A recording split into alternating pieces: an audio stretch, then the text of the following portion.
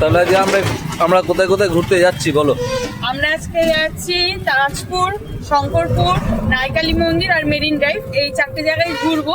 আর আমাদের এখন ঘড়ি কাটায় ধরো 3:30 বাজে। আমরা স্নান টান করে এসে খেয়ে দিয়ে রেডি হয়ে নিয়েছি আর বেরিয়ে পড়েছি। এবার এখান থেকে আমরা টোটাল রিজার্ভ করে নিয়েছিলাম, আমরা যে হোটেলে রয়েছি সেখান থেকে টোটালে আমাদের সব মিলিয়ে পড়ছে 600 টাকা, আমাদের 4 জনের মিলিয়ে 600 টাকা।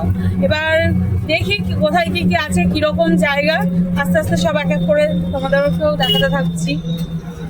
প্রথমেই বলি, যারা বলে দীঘাতে সাইট সিন বলে কিছুই নেই আর দীঘাতে সমুদ্র ছাড়া দেখার কিছুই নেই, তারা একদমই ভুল কথা।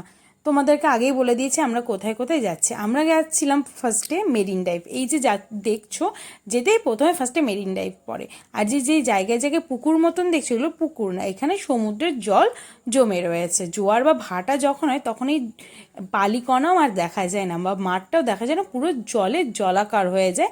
আর এখানে যে দেখছো ছোট ছোট করে জায়গায় ভেরি মতন করা আর উপরে মাছের জাল লাগানো, এখানে শুটকি মাছের চাষ হয়, যেগুলো আমেরিকা, জার্মানি, বাংলাদেশ বিভিন্ন জায়গায় রপ্তানি হয়।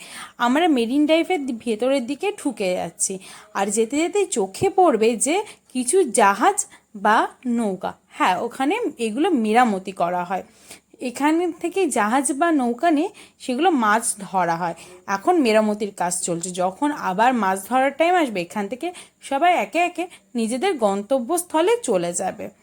আর এই যে মাঠের মাঝখানে ছোট ছোট সুন্দর সুন্দর গাছ দেখছিলে, এগুলোকে বলে সুন্দরী গাছ। এই গাছগুলো লাগানো হয়েছে সমুদ্রের স্রোতে জল আটকানোর জন্য, কারণ যখন জল ঢোকে এখানকার স্থানীয় বাসিন্দাদের খুব প্রবলেম হয়, এর জন্য এই গাছগুলো লাগানো। আর আমরা এত কিছু জানতে পারলাম, আমাদের যে টোটো কাকু ছিলেন তার বাড়ি এখানটায়, উনি এখানকার স্থানীয় বাসিন্দা, তাই ওনার মুখ থেকে সব আমাদের গল্প শোনা।